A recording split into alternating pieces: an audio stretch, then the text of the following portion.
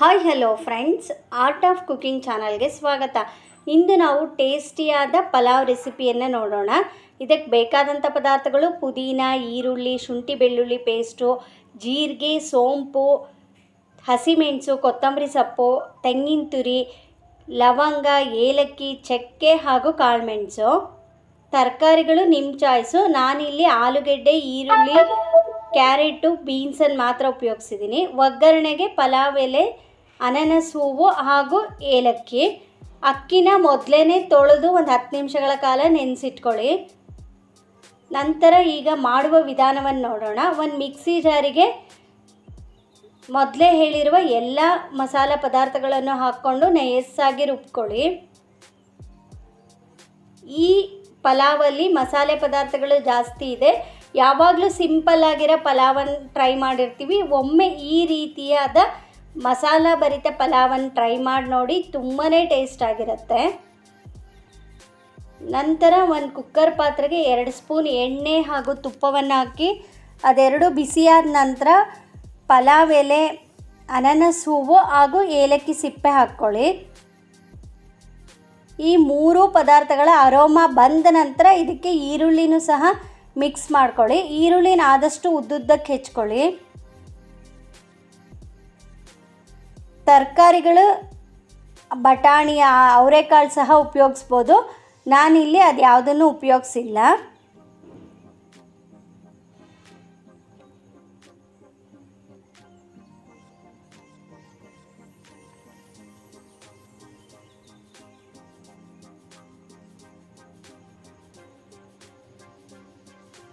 ಈರುಳ್ಳಿ ಸ್ವಲ್ಪ ಕಂದು ಬಣ್ಣ ಬಂದ ನಂತರ ಶುಂಠಿ ಬೆಳ್ಳುಳ್ಳಿ ಪೇಸ್ಟನ್ನು ಸಹ ಹಾಕ್ಕೊಂಡು ಮೊದಲೇ ಹೆಚ್ಚಿಟ್ಕೊಂಡಿರುವಂಥ ಎಲ್ಲ ತರಕಾರಿಗಳನ್ನು ಹಾಕ್ಕೊಳ್ಳಿ.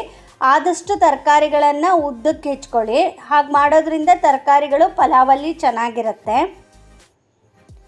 ಇದೆಲ್ಲ ತರಕಾರಿಗಳನ್ನು ಹಾಕಿದ ನಂತರ ಒಂದು 2 ನಿಮಿಷಗಳ ಕಾಲ ಅದನ್ನು ಫ್ರೈ ಮಾಡ್ಕೊಳ್ಳಿ. ತರಕಾರಿಗಳು ಹೆಚ್ಚು ಫ್ರೈ ಆದ ನಂತರ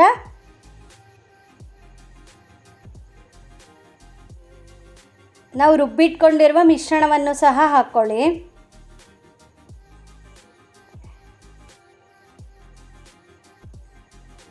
ರುಬ್ಬಿದ ಮಿಶ್ರಣವನ್ನು ಒಂದು 2-3 ನಿಮಿಷಗಳ ಕಾಲ ಅದರ ಹಸಿ ವಾಸನೆ ಹೋಗೋವರೆಗೂ ಅದನ್ನು ಫ್ರೈ ಮಾಡ್ಕೊಳ್ಳಿ. ಆದಷ್ಟು ಫ್ರೈ ಮಾಡಿ ಉಪಯೋಗಿಸೋದ್ರಿಂದ ಮಸಾಲೆಗಳನ್ನು ಅದರ ಹಸಿ ವಾಸನೆ ಇರಲ್ಲ, ಟೇಸ್ಟ್ ಕೂಡ ತುಂಬಾ ಚೆನ್ನಾಗಿರುತ್ತೆ.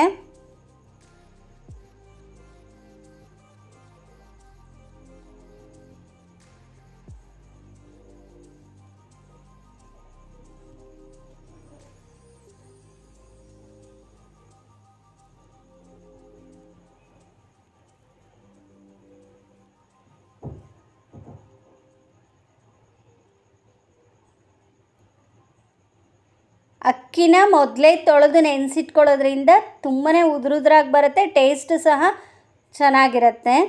ಹಾಗೆ ನೀರನ್ನು ಸಹ 1 ಲೋಟ ಅಕ್ಕಿಗೆ 2 ಲೋಟ ನೀರು ಇಲ್ಲ 1.5 ಲೋಟದಷ್ಟು ನೀರು ಹಾಕಿದರೂ ಸಹ ಚೆನ್ನಾಗೇ ಬರುತ್ತೆ.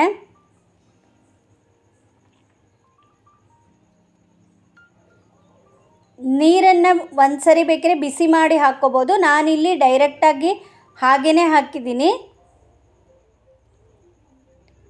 ಹಾಗೂ ರುಚಿಗೆ ತಕ್ಕಷ್ಟು ಉಪ್ಪನ್ನು ಹಾಕಿ ನೀರನ್ನು ಸಹ ಅಳತೆ ಅಲ್ಲಿ ಹಾಕ್ಕೊಳ್ಳಿ.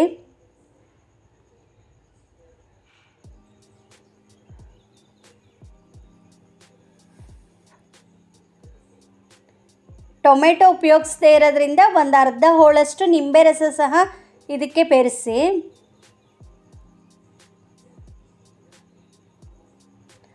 ಚೆನ್ನಾಗಿ ಕುದಿ ಬಂದ ನಂತರ ಕುಕ್ಕರ್ ಮುಚ್ಚಳ ಮುಚ್ಚಿ 2 ವಿಷಲ್ ಮಾಡಿಸ್ಕೊಂಡ್ರೆ ಸಾಕಾಗತ್ತೆ. ನಾವಿಲ್ಲಿ ಬಟಾಣಿ, ಅವರೆಕಾಳು ಇದು ಯಾವುದನ್ನು ಉಪಯೋಗಿಸದೇ ಇರೋದ್ರಿಂದ 2 ವಿಷಲ್ಗೆ ಪಲಾವ್ ಟೇಸ್ಟು ತುಂಬಾ ಚೆನ್ನಾಗಿ ಬರುತ್ತೆ.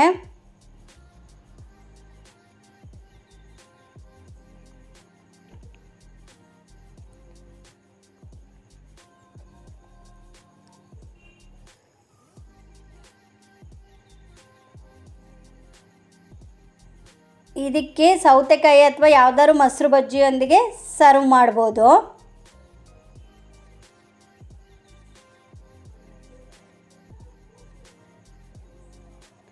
ನೀವು ಸಹ ಈ ರೆಸಿಪಿಯನ್ನು ಮಾಡಿ ಹೇಗಾಯಿತು ಅಂತ ನನಗೆ ಕಮೆಂಟ್ ಸೆಕ್ಷನ್ನಲ್ಲಿ ಹಾಕಿ.